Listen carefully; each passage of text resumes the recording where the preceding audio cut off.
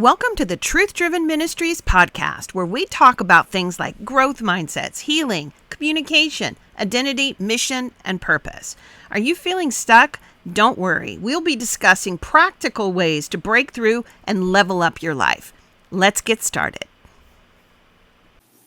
Hi, I'm Angie Lynch, and I'm sitting here with Earl Gardner, and we had a fantastic workshop, Healing Our Wounds, where we talked about love last night. It was an amazing workshop. We did some good work. We had a lot of fun. It was enjoyable, Angie. Yes. It brought up your intro and brought up a experience Luann and I had many years ago. And I was about to do a workshop, and this man came up to me and says, what are you teaching on tonight? And I said, I'm teaching on love. And he looked at me so serious, and he goes, what is there to teach about love? Oh my gosh. And that kind of told you everything you needed to know. And we still laugh about that. What is there to teach about love? Wow. Because there's so much to teach about love. And we have to be a student of love. Yes. In order to fully experience. Yeah. It's the objective. Yeah. The objective of Christianity is to walk in love. Yeah. Not a pseudo love. No, not a fake I'm love. Just pretending that I'm okay, and I'm pretending that I'm going to be okay with you. No. Right. There are ways to walk in love. Mm-hmm. We learned that last night. Yeah. And I think there's a huge misunderstanding of what love is. Absolutely. And it was like, one of the things that you pointed out last night is talking about, like, we have one word for love. Yeah. But in the Greek, there is much more. Yes. Many, many, many more words. I love my wife. I love popcorn. I love baseball. I love golf. Doesn't feel right. I love my dad. Saying, comparing those in the same sentence. Right. And so that's why we broke it down in Greek last night, because we took 7 Greek words, and each one of those words had a different meaning. And so there's a clarity. Yes. And I believe one of the saddest things I see today is that our first word was eros. Mm-hmm. And eros, our English word for that, is erotic. Yeah. And what's so sad to me is that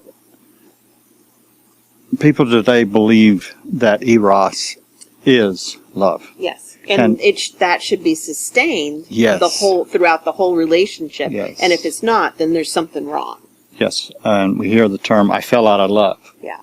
And you didn't fall out of love. There's we found out last night that eros is actually a chemical experience. I know.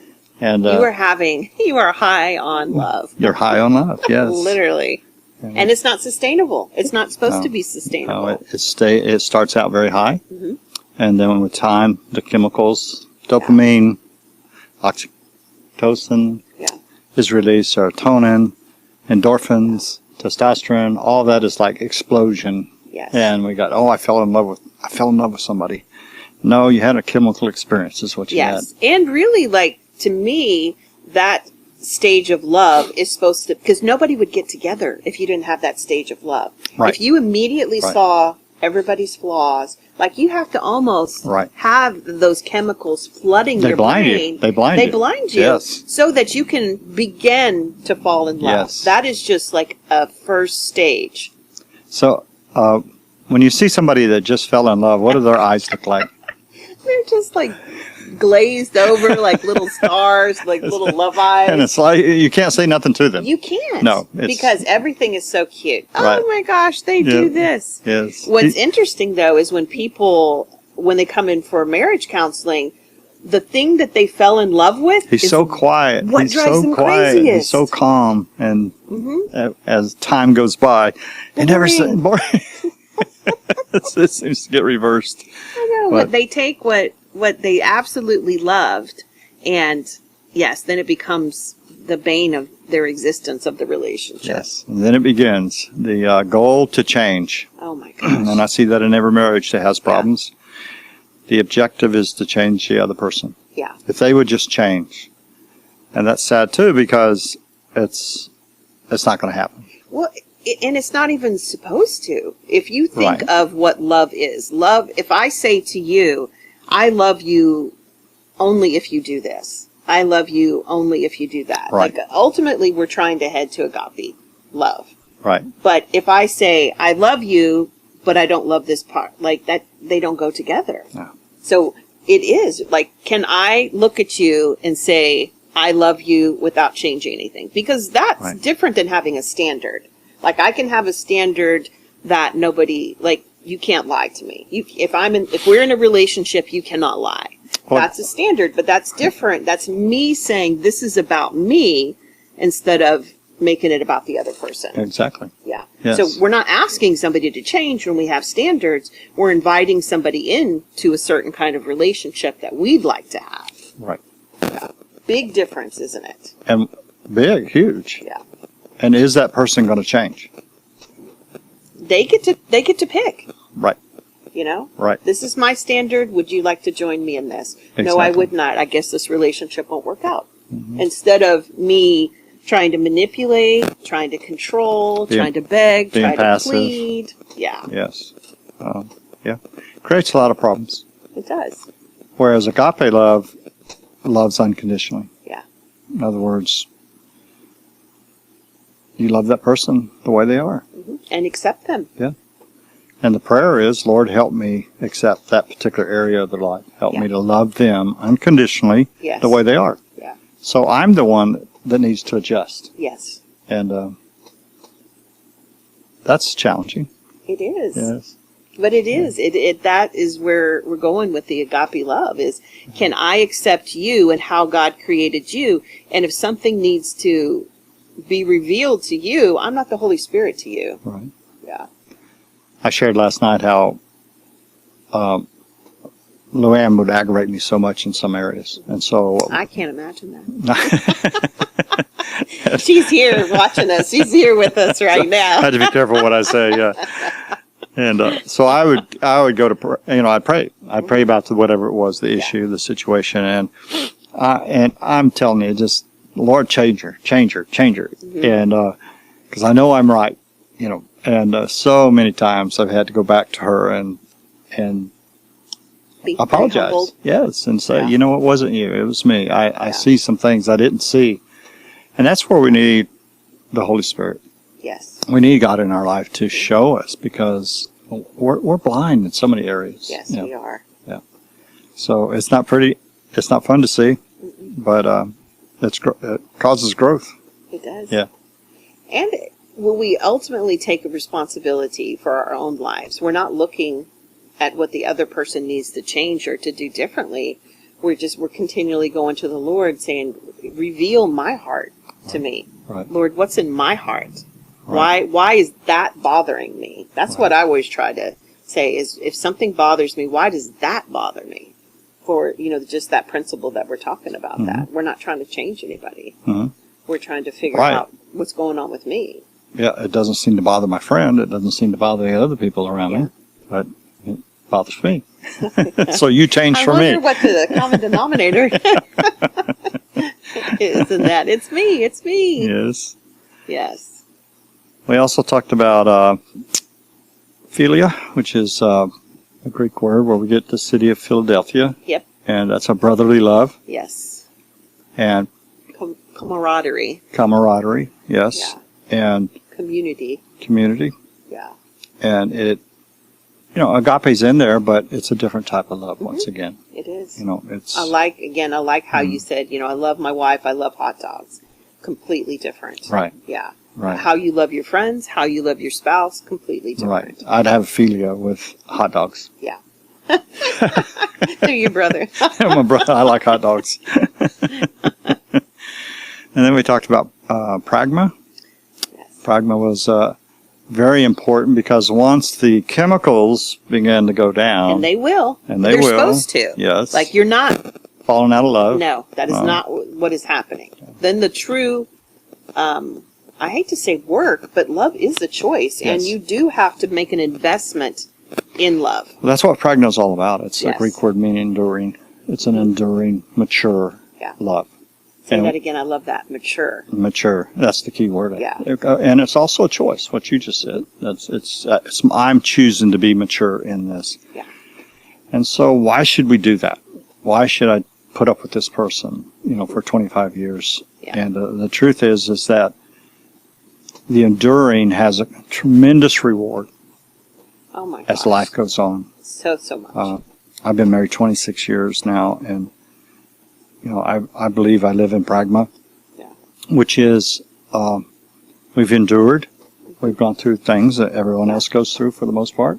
And that's a good point too with mature love is you don't really know somebody until you go through a hard time with somebody. You can think you know somebody, but even that, that goes back even to like the dating stage. What I always tell people is you don't know somebody until you go through a hard time. And even with marriage, like you level up in your marriage every time you go through a difficult season because you come to a more matureness. You come out of it a better person. Both people do. Absolutely. Yes. Because it is a choice. It's a choice to wake up. To me, like mature love, it's a choice to wake up and say, will I serve this person today, whether I feel like it or not? It doesn't matter with mature love, it doesn't matter what you feel in the moment. It's what you've chosen to honor. Right. Yeah. Very true. I love mature love because it's like you were saying, there's so many benefits from it.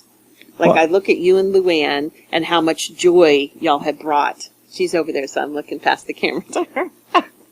About how much joy that y'all brought to each other over the years. Well, and I just see it get better and deepen. Going through life, I had an experience one time. I'll tell you this story. I went on a missions trip in Argentina. And I think close enough. And I decided to stay 3 days over and just travel around by myself.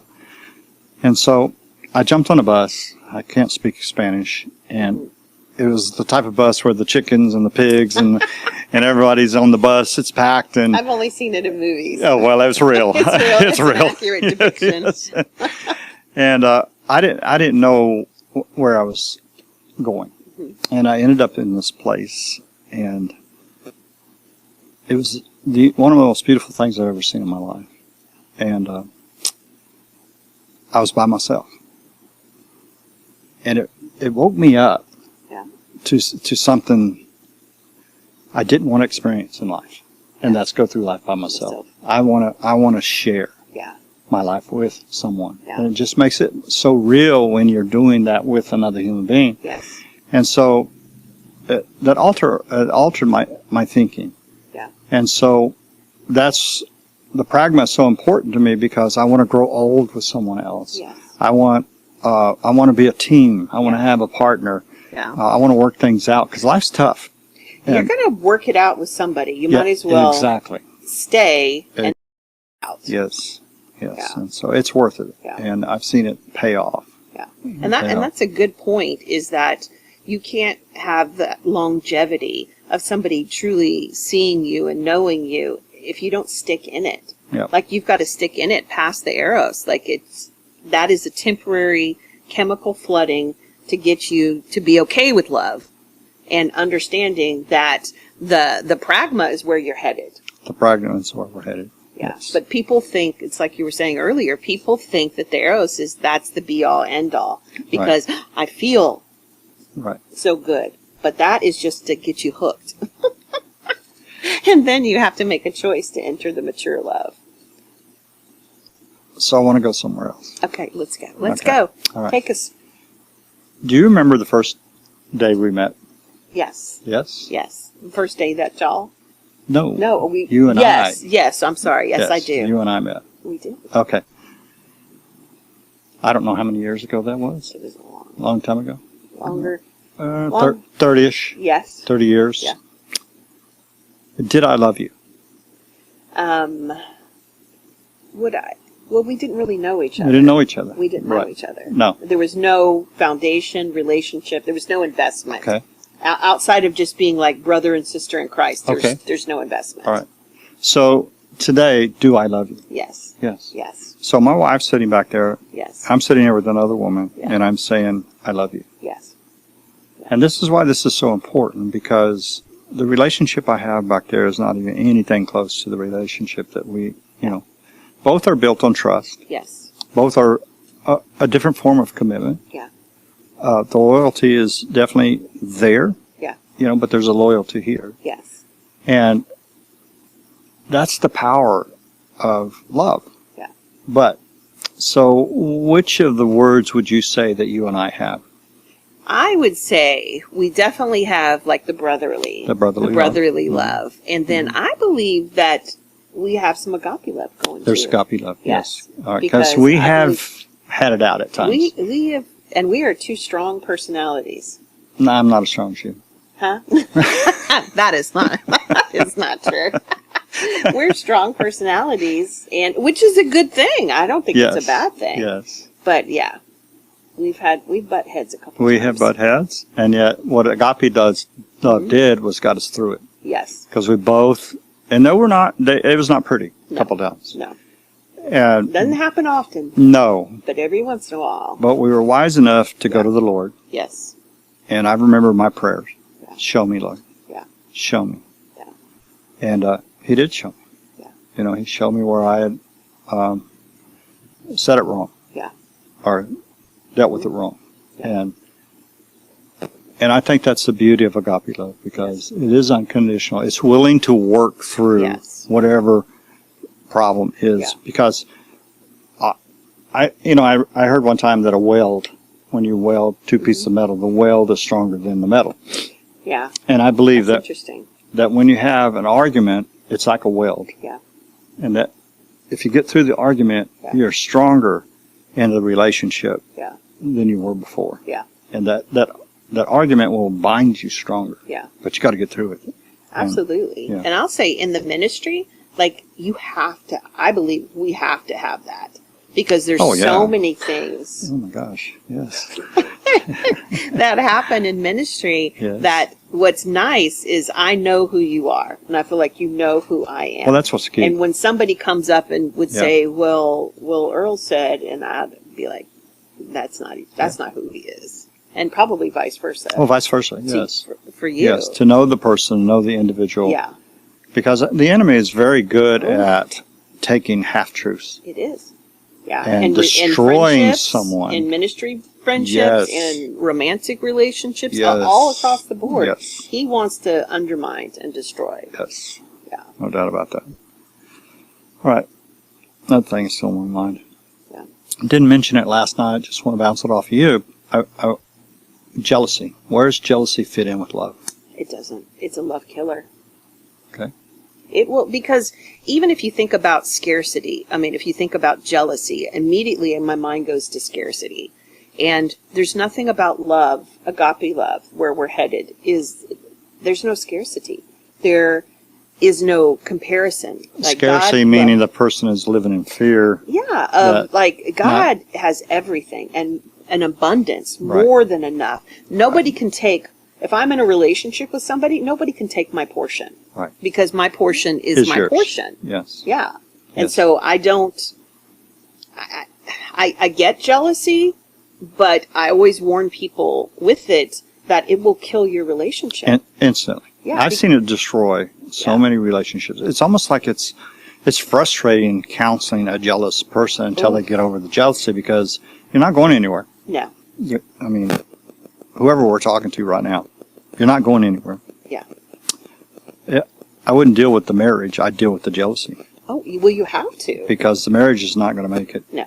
You can't, because it'll suck all the oxygen out of the relationship. Yes. Because, and it is an individual, like what you're saying.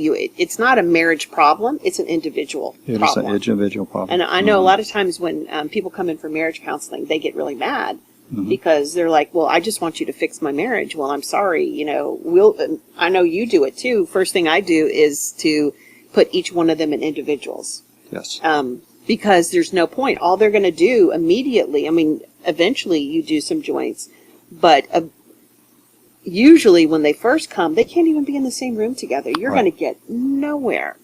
And you have to be able to talk, like say if it's a jealousy problem, have to be able to talk to the person about jealousy. Yes. Yeah, you have to. And then the other person encouraged to give them time to grow. Yes. Yeah. Yeah. And if a couple's committed to growth, I mean, we have many success stories where couples have absolutely miraculously recovered because they took ownership. They're both committed to growth. Yeah. Very difficult if only one is committed, you know. It takes two. Yeah. It takes two. But if the one is committed, I've seen God being very faithful. Yeah. As far as them being committed for them to grow. Yeah. And if you think about it, like say if there's an issue of jealousy, I always say I look at it on a continuum. If one person has an issue with jealousy, so does the other person. It will look very, very different. Yeah. Because like, let's say there's jealousy, then I would say to the other person, but why is that okay? Why is it okay? Why are you, why do you put up with it? Yeah. Yep. Because in a sense, that's that not enables love. it. It is not love. And it can be interpreted as, oh, she cares. Yeah. But no. I can't tell you how many times I've heard that exact thing where it's like, if he didn't get jealous or if she didn't get jealous, how would I know they care? Yeah. Oh my gosh, let's talk. Yes. So that's not love. It's not love. No. If it has a scarcity in it, that scarcity mindset where somebody can take something that is yours, that is not love. Yeah. Love can't exist in competition, in comparison, in anything like that. Right. Yeah. That's good. Yeah. We also talked about agape matriki. Yes. Yes. I love this one. And this is motherly love. Yes. Which I have no idea what it is. Oh. I watch it. I see it. It's absolutely strong. It's strong. Well, we were talking a few minutes ago how you you feel like it's carried over from your children to your dogs. I know. So explain that. Well, what's interesting is when you become a mother, like there's just something that happens inside. I believe just a God-given change and shift. I remember for both of my boys, I remember the first time that I ever saw them. It was complete, I don't get speechless too often. But I was completely speechless. I remember just looking at their little faces and their little bodies and just being in complete awe. And it just goes on. I think almost in a way, God has to blind us to everything else for us to stay invested and keeping, to raise them. We have to get, I know a lot of women won't like this, but it's almost like we have to get stupid for a little bit towards, I can say it because I'm a woman, like we have to just get stupid about taking care of this kid. And that, I always warn women in marriages when they have young kids, you can't forget your husband. Because you would think that we wouldn't, but it's so easy to do. I can talk about that part. Yeah, because we will neglect our As soon as the baby's in, the guy's out. It feels that way. Because it kind of is. It is that way. Because of what we're talking about, the matric now, love. Does the wife still love the husband? Gosh, absolutely, yes. But her hormones have changed. Her mindset has changed, and she has shifted. And yes, the man is important, but he kind of has to walk by faith and believe that. Yeah. Because there is such a shift and a focus on that child. Yes. That it's like, well, why am I even here? I know. I don't exist. They don't even need me. And we have to be careful as young mothers to exclude the dad. Yes. Because the dad has a role and the mom has the role. But a lot of times how the dad interacts with the baby, we're like, no, you can't do that. And then, it goes into that lot of that needing to change people again. Once again. Doesn't it? Right. Like, you need to parent like me in order to be a good parent. Right. And a lot of marriages really end in this young childhood stage. Yes, they do. Because Because of what we're talking about. Yeah. And not understanding love. That motherly love instinct, that mama bear, is so strong. Very strong. Yeah. But I'd like to see more people educated and understand that that's a real thing.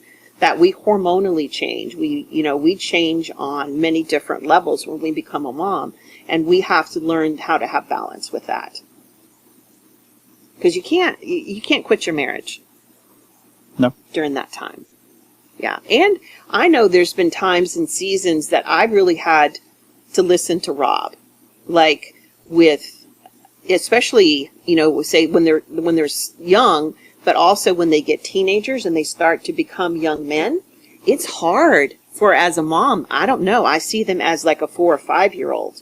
And sometimes I hate to say Rob had to put our young teens in their place. Yes. But I would see the boys jockey for position Yes. with Rob, and that I got to stay out of that. Yes. Even if I got to leave the house, I got to stay out of that, because that's their relationship, and I need to honor what they need to do to work Yes. that out. And just like I don't understand the matricula, Yes, we don't understand. you don't understand what we need to figure out. Whatever fatherly love the fatherly is. love. Yeah. Yes. Which is, it can seem harsh. It can. It appears harsh. It does. Because- From a woman's point of view. Because it is harsh. Yes. But there's a lot of things, like we're equal in value, but very different in how we're built Yes. and what we bring to things. So ours is built more on preparing the child for the future. Yes. And we're like, don't be so mean. Yeah. And I'll say I'm a strong woman, but Yes. still, like there's certain areas where I can be really strong, when my boys were And that coming one, up. you're not. But there's certain areas Right. that where I'll just hear a tone that they'll say, or they'll be like, Mom, and I'll be like, yes. Yes. And I think we have to realize as parents that both parents have to play a role, or it gets very unbalanced. Yes. Like, I think I can say that as a woman. It's hard for you to say that, and it's hard for me to speak for how men feel. Mm-hmm. But at the same time, as women, Well, I just would really encourage you women It's to... not hard for me to say. Yeah. I don't mean to cut you off. I just No. don't want to miss this point. We feel left out. Well, yes. We feel left out. Yes. And we feel, I want to use the word degraded. Yeah. And Well, so because I could see how that would be. my need is respect Mhm. as a man. Yeah. And so I lose that very quickly in that environment. Yeah. If there's no respect with my opinion or Yes. with what, in other words, I can't even take care of the baby. Yeah. I don't have the No. ability to take care of a baby. I know. That's what No. matricula will do. Yeah. The hormones are to the point to where, Yeah. no, you don't know what you're doing. Yeah. But I'm sorry, we do know what we're doing. We might change the diaper a little bit different, but we do know what we're doing. And us as women have to learn to respect that y'all have a separate relationship. Exactly. And it's going to look different. Yeah. And I'll say too, just, children come into your life for a very small period of time. Very short. It's the marriage relationship that has to strengthen. Yes. Like kids are going to come and go. And as they go, there was somebody that I was listening to, and they did something very neat. They were a couple that really understood that they had to guard their romantic relationship, that they had to guard their marriage, because kids come in and they are a temporary thing. They're not meant to stay forever. So dad would come in after being gone at work, and all the kids would be like, Daddy, Daddy, Daddy, give us a kiss. And he said the neatest thing, he said, Mom always gets the first kiss. Wow. And what he was doing is he was setting the kids up for an education, even a teaching experience about, like, you got to put your wife, as spouses, we have to put each other first. The kids, I know it goes against popular opinion, but you can't put your kids first. You have to put your marriage first, because we are teaching kids how to be married. And if the strongest relationship in the house is between a parent and a child, it throws the spiritual off. dynamics Yeah, completely. everything else. Psychological, it should spiritual. be the man and the woman. Yes. Yeah. It throws it off. Yes. But I Yeah. love, just by that example, that what he was teaching in a very practical way. Right. That mom always gets the first kiss. It's pretty good. Yeah. I like that. know. Yeah.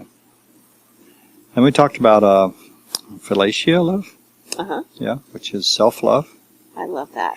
Self-love is vital for the marriage. Oh my gosh. If I don't love me, I can't love you. Right. Like, that's just how that works. Right. Yeah. And that's where Jesus said, love your neighbor as yourself. Yeah. That was probably one of the biggest revelations in my life, Yeah. is to see that I needed to love myself. Yeah. And it took work, Mm-hmm. but I had lied to myself. Yeah. And I had been lied to Yes. of what people had ingrained in me of who I was and what I was. Yeah. And so we went on a journey. And we I found, love it. yeah, we found found a little boy. Yeah. And he's not so bad after all. No, he is not. Yeah. So, Found a little girl. She's amazing. Yeah. And so in loving myself, you're easy to love. Luann's easy to love. Yeah. The world's easy to love. Yeah. It does make all the difference in the world. Yes. We can only overflow What's in our heart. Yes. And if I don't have love for myself, the lens that I look through Yes. is very cloudy when it comes to loving other people. It takes away the competition. Mhm. It takes away the resentment. Yeah. There's an awesome feeling of knowing who you are and who you're not. Yeah. And not looking for the world to define. Yeah. I used to look for the world to define who I was. Yeah. No more. No. And so, but I had to look inside. Yeah. And more than worth it. Yes. I'd do it again. Yeah. Yeah. And what's neat to me about the self-love is then I can truly be me. I think a lot of times when people don't have self-love, they're trying to figure out what side of themselves to Yes. show instead of being in touch with that little boy or Yes. that little girl and letting that little boy or girl come out. So when we talk to people, a lot of the times you're not even talking to the real them. You're talking to their defense mechanisms, Yes. what they think people want to see, and it robs us from getting to know people. That brings to mind the last workshop we did. That one lady goes, "Oh, I didn't even know I had a little girl." I know. And she found her little girl that weekend, and she didn't even know she had a little girl inside. It was so awesome. Yeah, it transformed her life. It really does make all the difference. And I love you teaching on love last night because I think people do have just vast misunderstandings about what it's supposed to be, what it's supposed to look like. And, as we're talking about the self-love right now, if I don't have self-love, I said that again, but you said that, but it bears repeating. If I don't have self-love, I don't go anywhere Right. from there. Right. I loved how you pointed out that there's two scriptures that if you keep that, you keep everything. Love the Lord thy God with all thy heart, soul, mind, and strength. Yep. And then love thy neighbor as thyself. You As keep those who? commandments. You keep all the commandments. Yeah. So that's all we have. Self-love That's all we is- have to work. Yeah. Everything else is taken care of if we work at To those love two. God and love God. self-love is so important. Yes. Because I want to love my neighbor well. Yes. Yeah. Better start with you. That's right. We have to start with me. So there was a point that I wanted to stress last night, and I don't feel like sometimes after you've done a workshop, it's like know. you You feel go like, over it and yeah, and you're you like- go Mhm. But I want to go back to the eros. Yes. So our body is a chemical factory, Yes. and we live producing, and our moods shift by the chemicals that we release in our body. Yeah. A lot goes on, and chemically. Yes. And we're not talking about mentally right now, No. although it is connected to the mind. It's happening in Yeah. the mind. Okay. And we're not talking spiritually. No. We're talking about the chemicals. Yeah. And I know we hit on it with the motherly love. we hit on it with the mother like love. that is Yes, the hormones intense. change, Yes. and boom. Okay, Yeah. so, well, in Eros, there's this flooding of chemicals. Yes. It's very, very important. Yeah. And when I was studying this, I got just a glimpse of what praise does, and what worship does, and what gratitude Ooh, does. Yes. And praise and worship and gratitude releases chemicals Yeah. in our body. Yes. And I wake up dopamine. every day and I go, "Thank you, Father, thank you." And I purposely release positive chemicals in Yes. my body. Because it's a real thing. It's so real. Yeah. I mean, it'll set the course of your day. Yeah.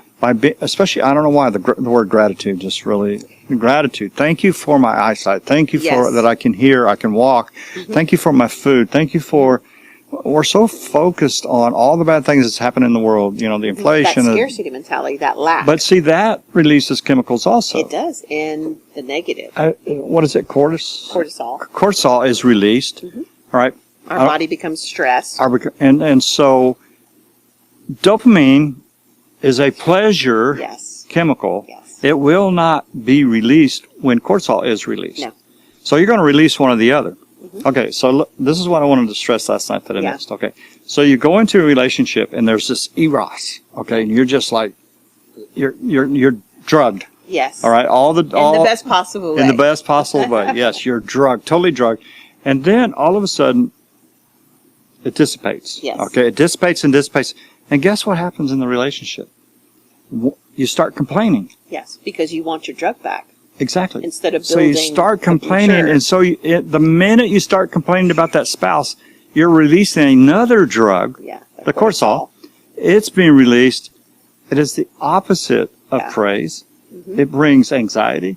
It Yeah. brings stress. Yeah. It just brings you. It brings depression. It does. It brings you down. They have studies where they measure couples fighting and they start taking blood tests. And as they're having conflict, unresolved conflict, their cortisol levels are rising and rising. Like you can physiologically see the shift with complaining, nagging, the B word.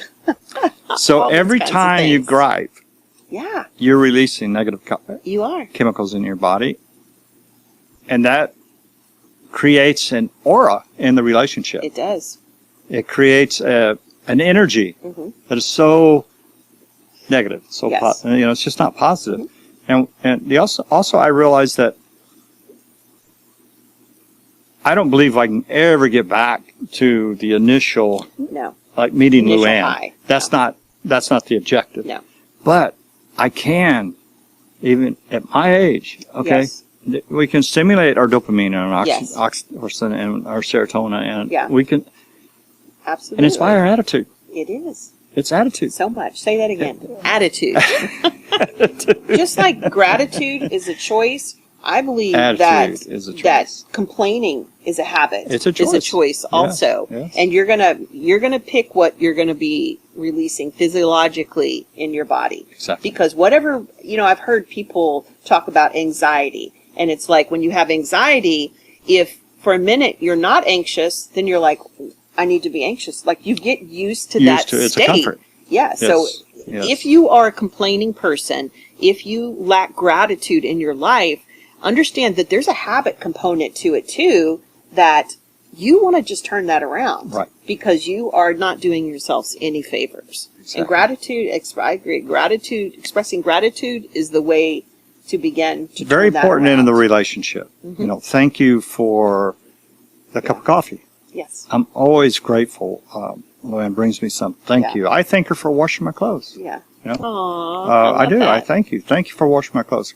Yeah. And there's a million things I thank her for because I want to release those positive chemicals in our relationship, and Yeah. and she thanks me, Yeah. in reverse, and so there's a continual. Next time we'll have to give you a mic, Luann, so you can weigh in. Yeah. Too. Yeah. She's back there just shaking her head. I Yeah, know. and smiling. Yeah. Yeah. Because I hear Luann around like other women, and she's always so positive about you. Like I see what you're saying in that. Luann never says a negative word whatsoever about you, and you never say a negative word about her. Mm-mm. Yeah, it's a beautiful thing. Mm-hmm. It does release a lot of the feel-good chemicals. And we choose. Absolutely. We choose what our day's going to be like. Yeah. And it does. A lot of times we're like, power positive thinking, it doesn't work. But there's a place where that intersects with like intentionality. Like, what kind of life do I want to have? I want to be intentional about the words that I speak because they do have power. I'm not saying just blow smoke, No. I'm saying take something that's real, intangible, and to be grateful about it. Like you said, I love that, washing clothes. I remember Parker being, when he was playing football, like, it's stinky clothes, and you've got to constantly be washing. It smells like a man. That's not stinky. But I'm saying, like, with, anytime anybody does athletics, like, there's probably a pre-wash and a wash, and Parker would thank me for that, and I would be, it seems silly, but there's a lot of effort that goes into lawn. There's a lot of effort that goes into a lot of things that we do for the husbands and for the wives. Yes. And to have that gratitude, it just makes you walk a little taller and it just feels good to be appreciated. There was a sermon that I'd listened to one time, And the man said, imagine tomorrow, and the only thing you had tomorrow was what you were grateful about today. Oh, wow. And it really changed my thinking on gratitude. Yeah. So I will try to Yeah. I will try to thank for everything that I'm had. thankful for. That's powerful. It is when you begin to think that way. But in a way, it's very true. Like what I'm grateful for shows up tomorrow because I'm intentional about thanking for it. And a lot of times with couples, we see when they get too much in the cortisol, too much in the nagging and the complaining, they don't see anything good anymore. That's all they see. That's all they see. It's the problem. Yeah. And yet, typically, there's something very beautiful there that can be developed. Oh my gosh. You just have to be able to say. Yeah. Yeah. All right. I'm tired. We are done. We are done today. I'm so glad that we were able to come back and do a little bit of a wrap up. Yes. And Yes. It was a wonderful time. Wonderful people. Yes. Wonderful. Oh, my God. Yes. People, I just love this crowd. They just want to learn. Yeah. A lot of questions. It's just easy to teach. It is. When you have the right crowd, it's easy. It is. I love hungry people. Hungry people, yes. Hungry people. Hungry people that come for the word. Well, I'm going to post all the words that we were talking about today with this video. And I'm so glad we were able to do an after podcast after the workshop. After the workshop. So y'all have a very, very, very blessed day. And y'all have a safe journey. Y'all are leaving back home. Hope a very safe journey. There was a young man, little boy, had 3 goldfish that was here last night. And if he just happens to listen, I want him to know that I prayed for him today. And the Lord has laid him on my heart to pray for him. Yes. And that he is strong enough to go through anything with God's help. And he's just a special person. He is a precious boy. There's something special there that, So I want him to know I'm praying for him. Well, thank you. I will make sure he sees this video. Okay. Well, God bless y'all. Y'all have a very, very peaceful, just blessed trip back. And we will see you next time. All right.